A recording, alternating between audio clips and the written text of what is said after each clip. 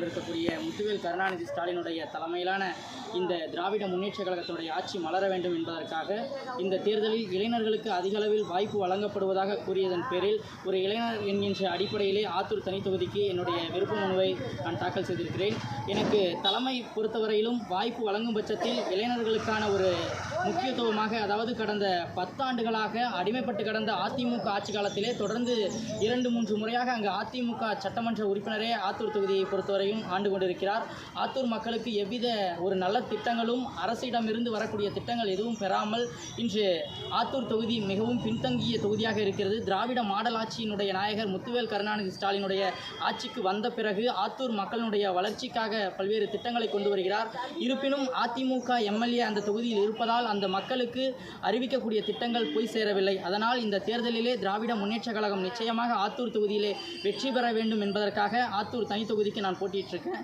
அதனால் தலைவர் வாய்ப்பு கொடுக்கும் பட்சத்தில் நிச்சயமாக அந்த தொகுதியில் நிற்கும் பட்சத்தில் இளைஞர்களுடைய எதிர்காலமாகவும் இளைஞர்களுக்கு தேவையான வேலைவாய்ப்பு, அடிப்படை வசதிகள், அங்கு இருக்கக்கூடிய சாலை வசதிகள் எல்லாம் மிகவும் பின்தங்கிய மக்கள் வசிக்கக்கூடிய பகுதிக்கு என்ன தேவையோ அத்தனை திட்டங்களையும் எங்களுடைய தாயுமான தலைவர் தளபதியினுடைய நல்லாட்சியிலே 2026 சட்டமன்ற தேர்தலில் வாய்ப்பு கிடைத்து வெற்றி பெறும் பட்சத்தில் எங்களுடைய மாவட்ட கழக செயலாளர் SR சிவலிங்கமுடைய தலைமையிலே அங்கே நல்ல திட்டங்களை செய்வேன் என்பதை இதன் வாயிலாக தெரிவித்தேன். ஆத்தூர் தொகுதியுடைய முக்கிய பிரச்சனைகள்லாம் என்னன்னு நினைக்கிறீங்க?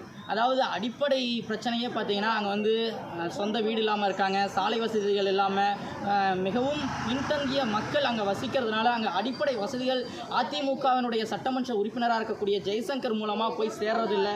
ஏன்னா இங்கே திராவிட முன்னேற்றக் கழகத்தினுடைய தலைவர் முதலமைச்சர் மு க ஸ்டாலினுடைய தலைமையிலான ஆட்சி இருக்கும் கூட பட்சத்தில் ஆத்தூர் தொகுதியில் தொடர்ந்து 2 முறையாக அதிமுக வெற்றி பெற்று வெற்றி வாகை சூடியதன் காரணமாக அங்கு அடித்தட்டு மக்களுக்கு எவ்வித திட்டங்களுமே இல்லை.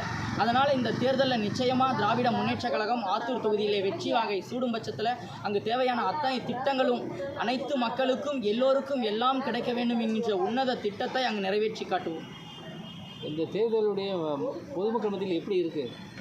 அதாவது நம்ம நிச்சயமாக தலைவர் சொன்னதைப் போல 200 தொகுதிகளை வெல்வோம், அதுதான் ஒரு லட்சியமாக இருக்குது. வெல்வோம் 200 படைப்போம் வரலாறுங்கிற குறிக்கோளோடு போயிட்டுருக்கோம்.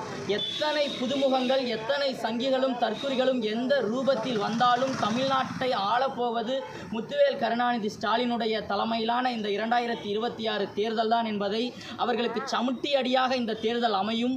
பல்வேறு ரூபத்தில் சங்கிகளுடைய கூட்டம் பல வேடங்களில் வந்தாலும் அத்தனையையும் தகுடுபடியாக்கி 2026 தேர்தலிலே மீண்டும் கழகத் தலைவர் 2வது முறையாக ஆட்சி அமைப்பார். கழகத்தினுடைய ஆட்சி 7வது முறையாக தொடரும். அதில் எவ்வித மாற்று கருத்தும் கிடையாது.